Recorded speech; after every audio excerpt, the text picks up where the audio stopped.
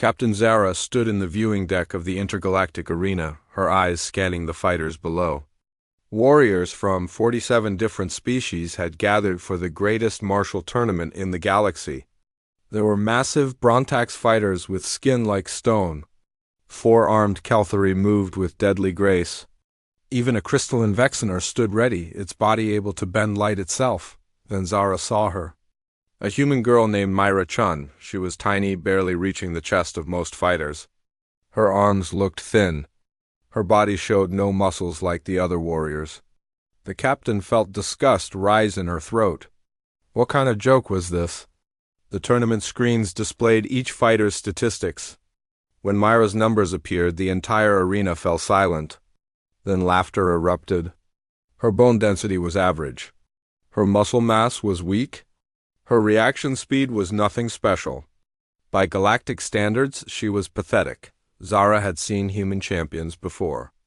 They usually sent soldiers with metal implants in their bodies, or fighters who had changed their genes to become stronger, or veterans who had survived countless wars. This girl looked like she belonged in a school, not a fighting arena. During the opening ceremony, fighters were matched with their first opponents. Myra would face Krell, a Brontax warrior whose species was known across the galaxy as living tanks. One punch from Krell could break through starship armor. He looked at Myra and laughed so hard his entire body shook. Other fighters joined the laughter. The crowd whispered among themselves. Even the human ambassadors in the expensive seats looked worried and embarrassed. Some covered their faces with their hands, but Myra walked calmly to the preparation area. Her face showed no fear, no anger at the mockery. She simply stretched her body slowly and breathed deeply. The tournament rules were simple. Full contact fighting. First person to make their opponent unable to continue would win. Weapons were allowed but not required. The arena floor was reinforced to handle even the strongest attacks. When the match began, Krell didn't bother with any strategy. Why would he? This would be over in seconds. He charged forward like a meteor. His massive fist pulled back to deliver a crushing blow. He never touched her. Myra moved like water flowing around a rock. Her feet barely seemed to lift from the ground, yet she glided out of the way. Krell's fist slammed into the arena floor, creating a crater 3 meters wide. He turned and swung again. She wasn't there. Again. Each massive punch destroyed more of the arena, but hit only empty air. The crowd stopped laughing. They leaned forward, confused. Krell grew frustrated. His breathing became heavy. He was using enormous energy with every attack. After 3 minutes of this, his movements slowed. He was exhausted. This girl hadn't even tried to hit him. She just moved. Just avoided.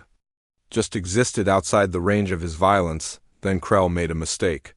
He put everything into one final punch, spinning his whole body for maximum power. Myra didn't back away this time. She stepped forward, moving inside his guard where his long arms couldn't reach her. Her hand moved faster than most people could see. She struck his inner elbow with her palm. The hit looked gentle, almost like a tap. Krell's entire arm went numb. His fingers stopped responding. Before he could process what happened, Myra's foot tapped the back of his knee with precise pressure. The giant warrior toppled forward like a mountain falling. He crashed into the arena floor, unable to control his legs. He tried to stand, but his body wouldn't obey him. His arm hung useless. His leg wouldn't support his weight. The referee declared Myra the winner. The entire arena sat in shocked silence. Then chaos erupted. People shouted, argued, demanded to see replays. The screens showed Myra's strikes in slow motion. Her palm had hit a specific spot on Krell's arm, the exact location where nerves bunched together under the skin. Her kick had targeted a pressure point behind his knee that temporarily disrupted the signals from his brain. She had defeated the Brontax warrior without actually hurting him. She had simply turned off parts of his body like flipping switches. Zara watched the replay 3 times. Her warrior pride felt insulted. This wasn't real fighting. This was trickery. Where was the test of strength? Where was the honor in touching someone gently and making them fall? But the rules were clear. Myra had won fairly. In the fighter quarters, Mera bowed respectfully to Krell as medical staff helped him. The numbness would wear off in an hour. He would be completely fine. He stared at her with a mixture of confusion and something that might have been respect. The other champions gathered in small groups, watching footage of the match. They had dismissed this human as weak. As a joke? Now they studied her movements with serious faces.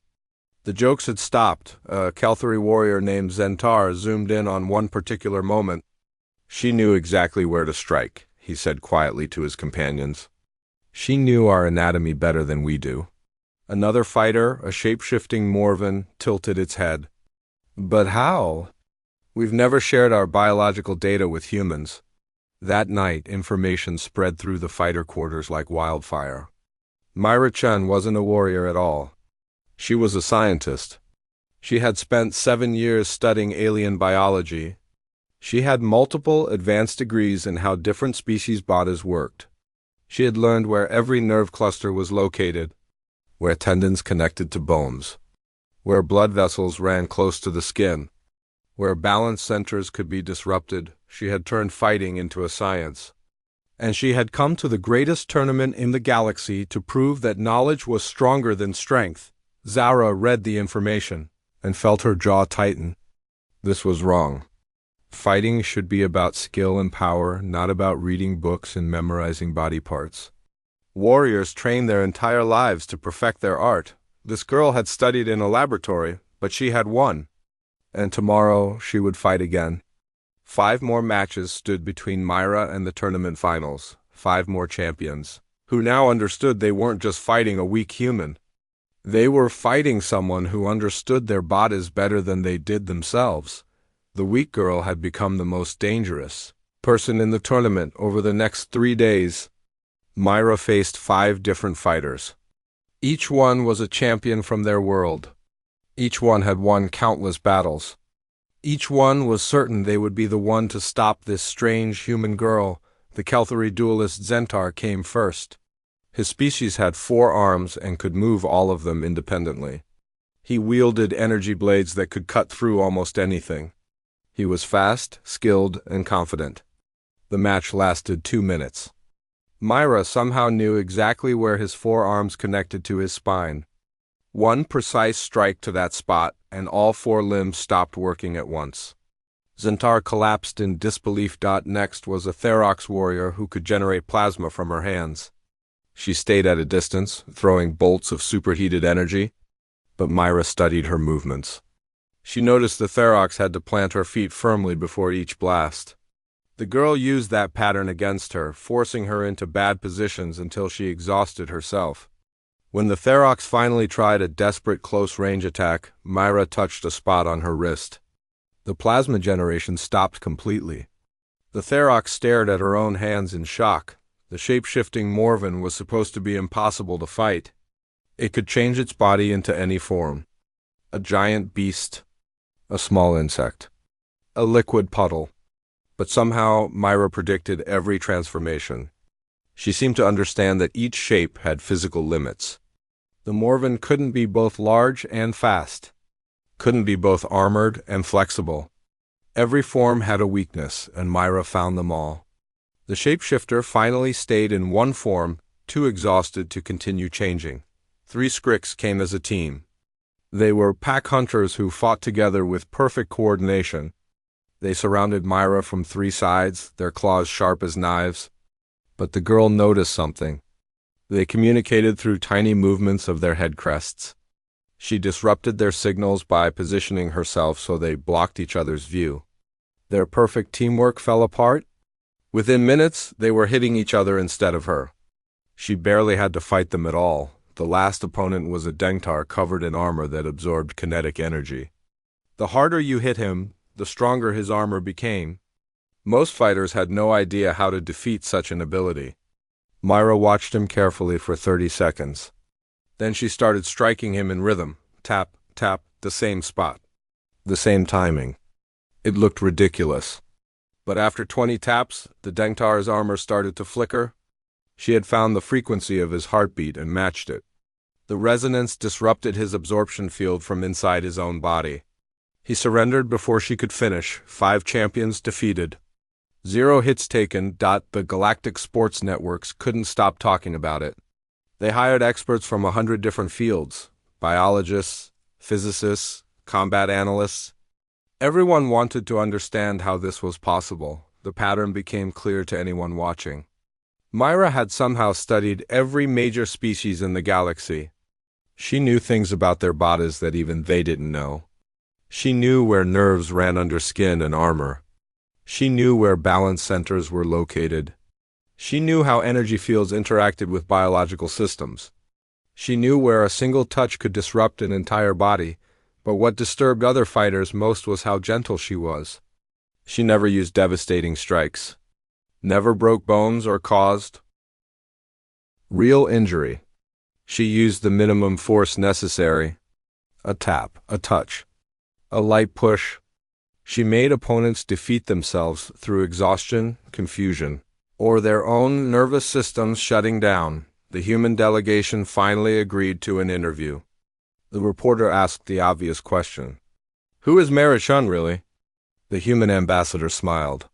Dr. Narration holds degrees in xenobiology, neuroscience, and biomechanics. She spent 7 years in the Galactic University studying alien physiology. She's not a warrior. She's a researcher. She developed her own martial art based on understanding rather than strength. She calls it adaptive pressure point integration. The interview went viral across the galaxy. Within hours, response videos filled the networks. Most were angry. A famous Brontax fighter recorded a message. "This isn't fighting. This is cheating." She memorized anatomy charts like a student taking a test. Where's the honor? Where's the warrior spirit? A Calthary master shook all 4 of his fists at the camera. Our martial arts have been refined over thousands of years. She defeated our champion by exploiting cheap tricks. This is an insult to real warriors everywhere. The strongest voice came from Captain Zara herself. She stood before the cameras in full ceremonial armor.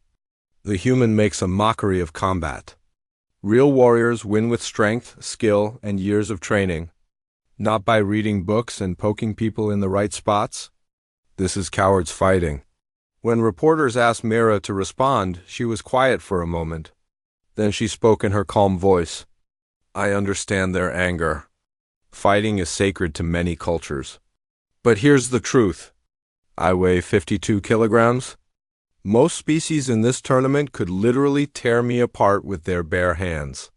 I didn't come here to outmuscle anyone. I came to prove that understanding beats force. Every single time." She paused, then added, "They call me weak.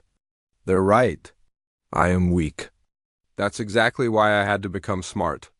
The tournament brackets were updated. Myra had advanced to the semifinals. Her next opponent would be Captain Zara herself. The Krivix warrior had won this tournament 3 times. Her species considered combat a sacred art, passed down for 40,000 years. The match was scheduled for the following day. Tickets sold out in 3 minutes. Pay-per-view subscriptions crashed the galactic networks from too much traffic. This wasn't just a fight anymore.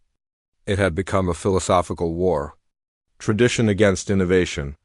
Strength against knowledge. The warrior's path against the scholar's path. In her quarters, Myra studied footage of Zara's previous matches. The captain was brilliant, fast, precise, disciplined. She combined 3 different Krivix fighting styles seamlessly. She had decades of experience. Myra smiled. This would be the real test. Krell had been strong but simple. The others had been skilled but predictable. Zara was different. She was a true master who understood combat on a deep level. For the first time since arriving at the tournament, Myra felt nervous, but also excited. Tomorrow she would face someone who wouldn't just charge at her. Someone who would think, adapt, test her in ways the others couldn't. She couldn't wait. The arena had never been this full. Every seat was taken. Millions more watched from their homes across the galaxy. This was more than a tournament match. It was a moment that would define the future of combat sports. Zara entered first. She wore traditional Krivix armor, lightweight but strong. Her movements were controlled, graceful. She had meditated for 6 hours preparing for this fight. She had studied every second of Myra's previous matches. She had consulted with masters from her homeworld. More importantly, she had a plan. If Myra's advantage was knowledge, then Zara would become unpredictable. She had trained in 3 different Krivix fighting schools. Most fighters only mastered one in their lifetime. She would mix them randomly, switch between styles mid-combination, use techniques that existed in no database. Myra might know Krivix anatomy, but she couldn't know which attack would come next. Myra entered wearing her simple gray training clothes. She looked even smaller standing across from Zara. The captain was half a meter taller and had reach advantage with every limb.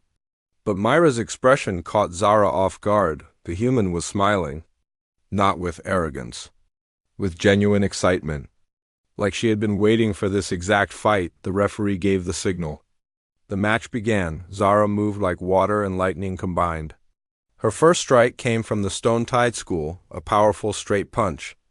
But halfway through, she shifted her hip and turned it into a razor-current spinning kick. It should have been impossible to predict. Myra dodged by a hair's width. The kick passed so close it moved her hair. Zara immediately flowed into another combination. Stone-tied feint. Razor-current counter. Then a technique from the third school, breath of mountains, a low sweep that came from an impossible angle. Each strike was different. Each combination was unique.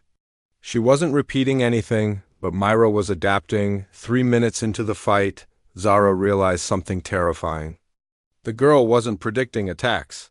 She was reading body language. The tiny movements muscles made before a strike.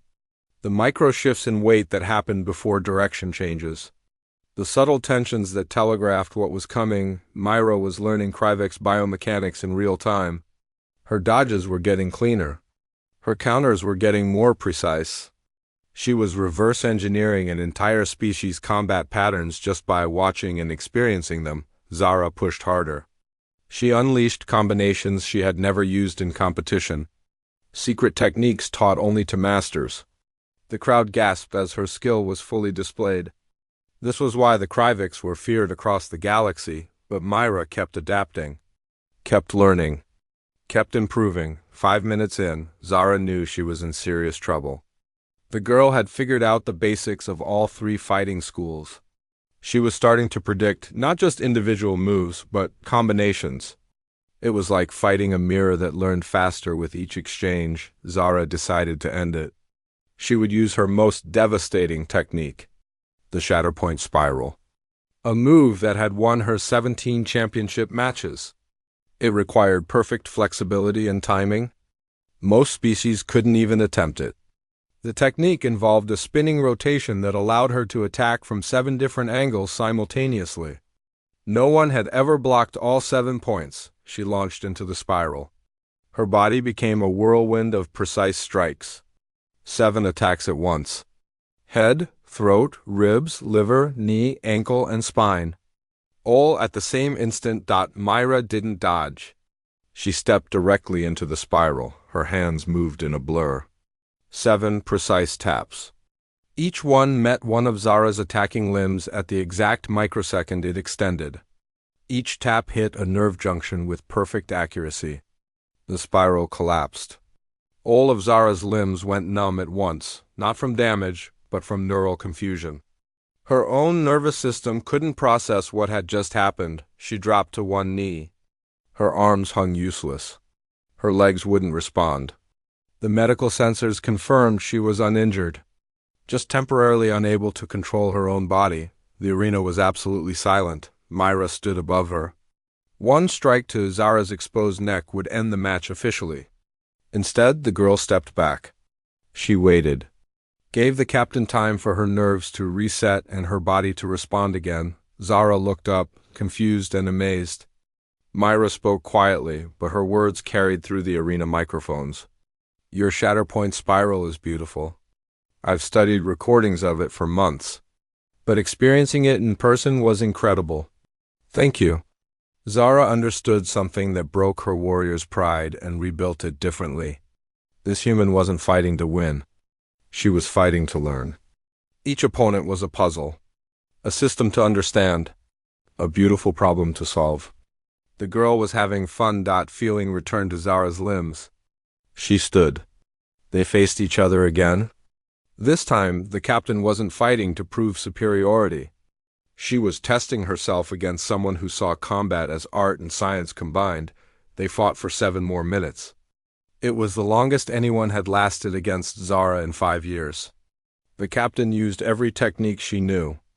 Every trick she had learned in 30 years of training. She was magnificent, but Myra's pattern recognition was beyond anything natural. She had mapped the complete Krivix nervous system. She had found optimal responses to every attack pattern. And finally, almost sadly, she delivered a combination that shut down Zara's motor control again. This time, the captain couldn't continue. The medical team rushed in. Zara wasn't injured. Her body just needed 20 minutes for her nerves to fully reset. As they carried her out on a medical platform, she caught Myra's eye. The human bowed deeply. Real respect in the gesture.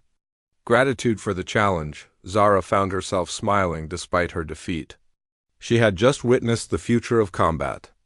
It was terrifying and beautiful. This girl had proven that understanding was more powerful than any technique. That knowledge could defeat even a master with decades of experience. In the medical bay, other fighters who had lost to Myra gathered around Zara. Krell was there. Zentar. The Therox. Even the Morven. They shared their experiences.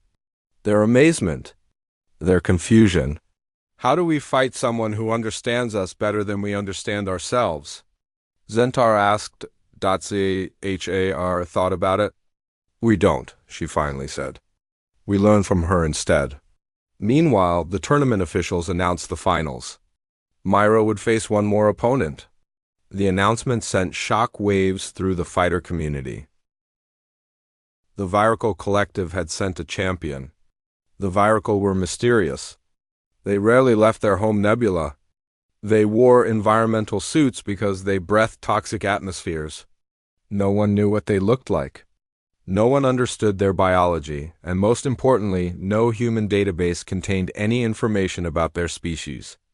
They were completely unknown. For the first time in the tournament, Myra would face an opponent she knew absolutely nothing about. No anatomy to study. No pressure points to target. No patterns to learn from databases. Just her mind against an alien mystery. The final match was set for the next day. As Myra returned to her quarters, she wasn't smiling anymore. She was thinking, planning, preparing to face the unknown. The Viracle champion stood motionless in the arena. Its environmental suit was completely smooth. No visible joints. No seams. No breathing patterns that Myra could analyze. It looked like a statue made of dark metal. Nothing about it gave away what was inside. The suit was designated Vir the Cal according to the tournament records. That was all anyone knew. The species had only competed once before, 20 years ago. Their champion had won brutally and left without explanation. No interviews, no medical scans, nothing. For the first time in the tournament, uncertainty showed on Myra's face. The crowd noticed immediately. Betting lines shifted wildly. Without her knowledge advantage, could the weak human possibly survive? The referee started the match. Vir the Cal moved with terrifying speed, faster than anything Myra had faced. Its first strike was a blur. She barely dodged, throwing herself sideways. The alien's limb smashed into the arena floor and created a crater. The force was massive, like the Brontax warrior, but 3 times faster. Myra had no time to think. She went into pure defensive mode. Dodge, duck, roll, retreat. The alien pressed forward relentlessly. Each strike was devastating. Each movement was precise. This wasn't a warrior. This was something else. Something built for killing. Then Myra got hit. A glancing blow caught her shoulder. Even through her padded suit, pain exploded through her body. She stumbled. The crowd gasped. This was the first time anyone had touched her in the entire tournament.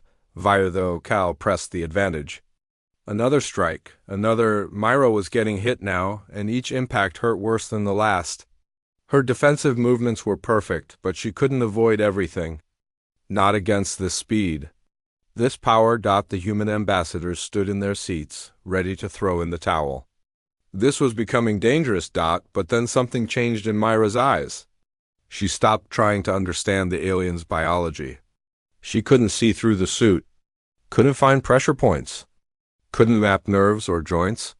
So she shifted her approach completely. She started studying how Cal moved through space, how it used the arena floor, where it positioned itself, how it recovered from missed strikes. She wasn't analyzing the opponent anymore. She was analyzing physics itself. 30 seconds of this new observation, and she started testing ideas. She moved in specific patterns, forced the alien to respond in certain ways. And she began to see something. The alien's speed was incredible, but it always planted its feet before striking. Some law of momentum it couldn't ignore. Every being, no matter how strong, had to obey physics. It also had a blind spot during recovery that lasted exactly 0.3 seconds. And it favored certain attack angles. Not because of strategy, but because of how its body was built inside that suit. Myra wasn't fighting biology anymore. She was fighting physics and mathematics. The match transformed. She began using the environment as her weapon. She led Cal into overextensions, made it commit too hard to strikes that hit nothing, used its own incredible momentum against it. When one massive attack crashed into an arena pillar, she noticed the alien hesitated. Some kind of feedback through its limb affected it. That was the thread she needed. Vibration, resonance. Every solid object transmitted vibrations. Every movement created waves. She couldn't attack the alien's body, but she could attack how it sensed the world. Myra changed tactics again. She stopped trying to dodge perfectly. Instead, she started striking the arena floor at precise moments and locations. Each impact created specific vibrations. The alien began moving more cautiously. Something was affecting it. The crowd couldn't see what, but inside that perfect suit, Cal was experiencing increasing disorientation. The vibrations Myra created were interfering with its sensory organs, whatever they were, however it perceived the world. The resonance patterns confused its spatial awareness. 10 minutes into the match, the longest fight in the tournament, Cal made its first real mistake. It committed too heavily to a strike. Myra sidestepped and delivered a palm strike to the arena floor at the exact moment the alien's foot planted. The vibration traveled up through its limb. The alien staggered, actually lost its balance. For just a moment, Myra created a cascade of harmonic interference. Strike, strike, strike, each one timed perfectly. Each one creating vibrations at specific frequencies. She was weaponizing physics itself. The alien couldn't adapt fast enough. No opponent had ever fought it this way. Traditional combat. Overwhelming force, speed, those it could handle. But this was something completely different. Finally, Cal dropped to one knee. Its suit emitted a tone. The translators rendered it as one word: yield. The arena exploded with noise, cheering, shouting, disbelief. Myra had done the impossible. Defeated an opponent she knew nothing about by reading the universal language of physics. Instead of biology. But then something unprecedented happened. Cal rose to its feet, faced Myra directly, and deliberately opened a seam in its environmental suit. The crowd gasped. The Cal never revealed themselves, never. It was against every protocol. What emerged was beautiful and utterly alien. Crystalline structures that caught light and split it into impossible colors. Bioluminescent patterns that pulsed with meaning. A form that seemed to exist partially in dimensions humans couldn't fully perceive. It was like looking at a living jewel that thought and felt. Cal's true voice came through. Translated by advanced systems. This one learns what cannot be taught. This one sees what cannot be shown. We acknowledge the path of understanding defeats the path of force. The Cal had never given such praise. Never acknowledged any other species this way. It was almost a sacred blessing. Myra bowed deeply, honored and amazed. But before she could speak, alarms blared throughout the arena. Red lights flashed. Security teams rushed in. The tournament officials ran onto the floor, their faces showing panic. Something had gone wrong. Terribly wrong. The final match, scheduled for tomorrow, had been cancelled. Or rather, changed. Someone had entered the tournament at the last moment. Someone who had never competed before. Someone no one could refuse, a sovereign executor from the Talgaroth Empire. The crowd fell silent as the announcement played. The Talgaroth didn't participate in sports. They were enforcers, weapons. Their executors were living instruments of destruction, each one capable of destroying entire fleets, and this one had invoked the right of challenge, an ancient law in the tournament charter. The match wouldn't be for points, wouldn't be for the championship. It would be a death match. Fight until one combatant was dead or surrendered completely. No rules, no restrictions. No mercy. The human delegation erupted in protest. This was illegal. A trap. Revenge for embarrassing the galaxy's warriors.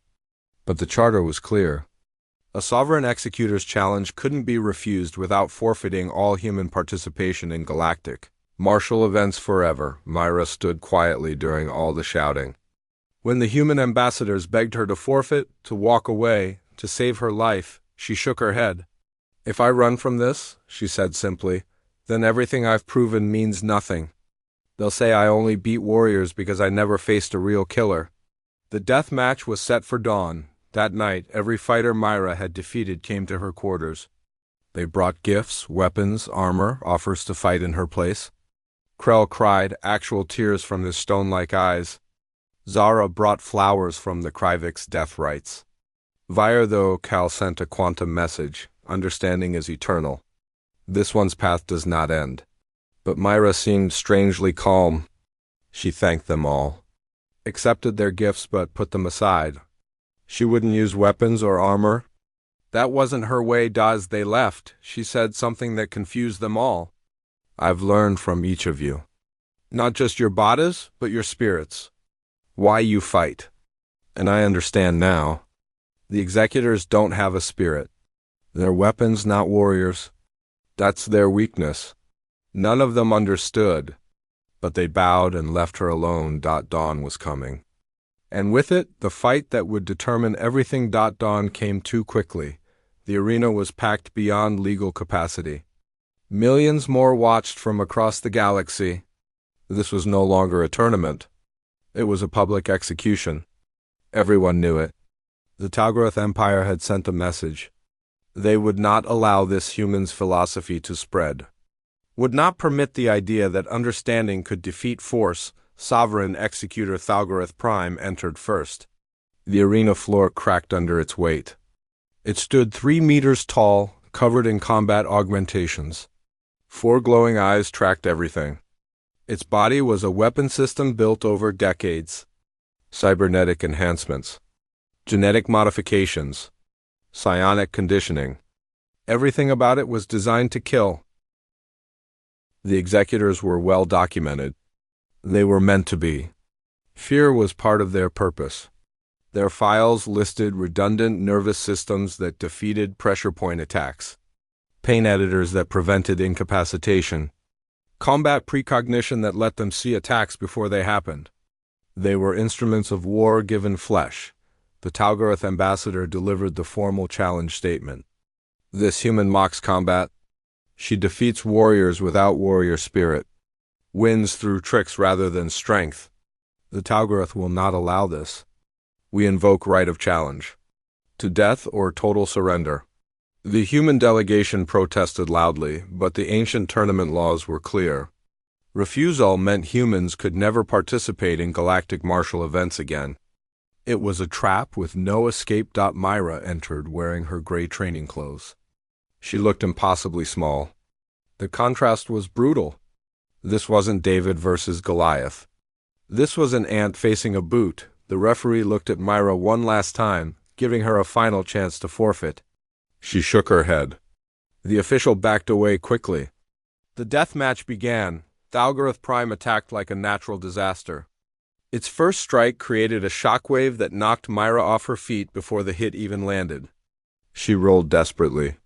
The follow-up attack vaporized the floor where she'd been. superheated plasma, kinetic force, energy weapons built into its arms. This was total warfare in a single body. Myra couldn't dodge indefinitely. The executor was too fast, too powerful. Its attacks covered too much area. Within 30 seconds, she'd taken 3 hits that would have killed most species. Her suit was torn. Blood ran from her nose. She was hurt. The crowd watched in horror. This wasn't a fight. It was exactly what the Tal'Garoth wanted it to be. An execution, but Myra was doing something strange. Between desperate dodges and gasping breaths, she was talking. Speaking to Tal'Garoth Prime, her words carried through her microphone to the entire arena. "You're incredible," she said, rolling under a strike that could have cut her in half. "Your reaction time must be 0.2 milliseconds. Your designers were true artists?" The executor didn't respond. Didn't care. It pressed its attack, relentless, mechanical, perfect, but Myra kept talking.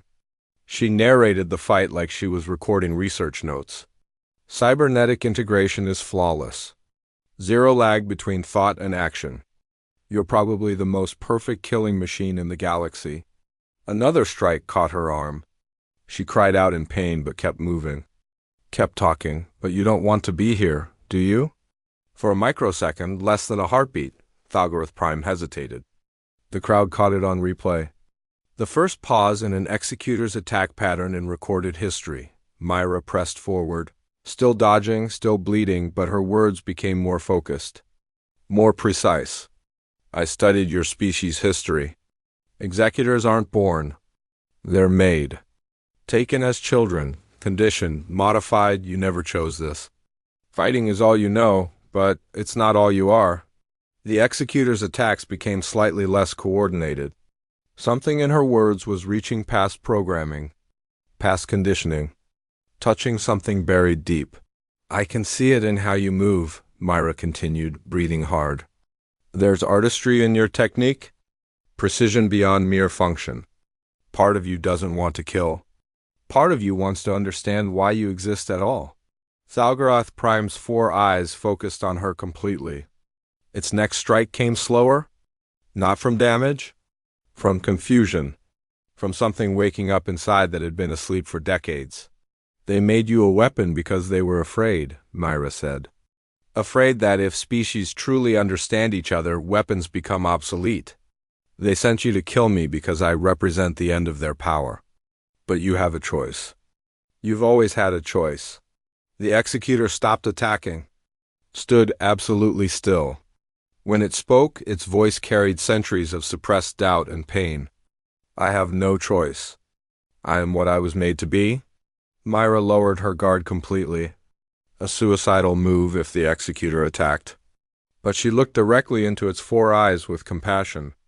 "No, you're what you choose to be right now. Every being is. I choose to understand rather than hate. Zara chose to test herself. Virtho Cal chose to reveal itself. What do you choose?" The arena held its breath. The galaxy watched. In this moment, everything balanced on a knife's edge. Tal'Garoth Prime stood silent. Its mind processed information it had never been allowed to process before. Choice, free will, purpose beyond programming. The concepts were like light reaching into a place that had been dark for so long, slowly. Like a mountain deciding to move, the executor knelt. Its massive body lowered until its head was level with Myra's. "This one yields. Not in defeat. In choice," the words echoed through the arena, through the galaxy. Through history itself, the Tal'Garoth ambassador screamed in rage, demanded sanctions, called for the executor's immediate termination. But it was too late. Billions had witnessed what happened. A weapon had declared itself free. A slave had chosen to be a person. Myra approached the kneeling executor. Her small hand reached out and touched its armored cheek. "Thank you for choosing." The tournament officials scrambled to figure out what to do. Technically, Myra had won. The executor had yielded. But this was so much bigger than any tournament now. As medical teams rushed to treat Myra's injuries, the galaxy erupted in debate. On some worlds, leaders panicked. If executors could choose freedom, what about other weapons? Other soldiers? Other tools of control? On other worlds, celebrations began. A new possibility had opened. Understanding over force. Choice over programming. In the following weeks, 17 more executors across the galaxy chose to stop fighting. The Talgaroth Empire tried to suppress the movement but failed. The idea was spreading. You cannot unsee freedom once you've witnessed it. The tournament itself became secondary. Myra was declared champion, but no one cared about the title anymore. She had proven something far more important. That the strongest force in the universe wasn't strength or speed or power. It was the willingness to understand. To see others not as enemies or tools, but as beings worthy of compassion and comprehension. Myra returned to Earth as the most famous human in galactic history. But she didn't want fame. She went back to teaching. Back to research. She started a new program training others in her methods. Not as warriors, but as diplomats, as bridge builders, as people who chose understanding over violence. Zara was her first non-human student. Then Vertho Cal. Then even Krell. They learned not just techniques, but philosophy. How to see conflict as a problem to solve rather than a battle to win. How understanding another being's nature could prevent violence before it started. And Thalgaroth Prime. The former executor became a teacher as well. It traveled the galaxy speaking about choice, about freedom, about the moment a weapon became a person. Its words inspired others. Not just executors, but anyone who felt trapped by what others had made them. Years later, someone asked Myra how she did it. How she defeated the greatest warriors in the galaxy when she was so physically weak. She smiled. I didn't defeat them. I understood them. And once you truly understand someone, you realize there are no enemies, only beings you haven't learned about yet. The weak girl who no fighter could defeat had changed the galaxy forever. Not through strength, not through force, but through the simple, revolutionary act of choosing to understand rather than destroy, and that understanding proved stronger than any weapon ever built.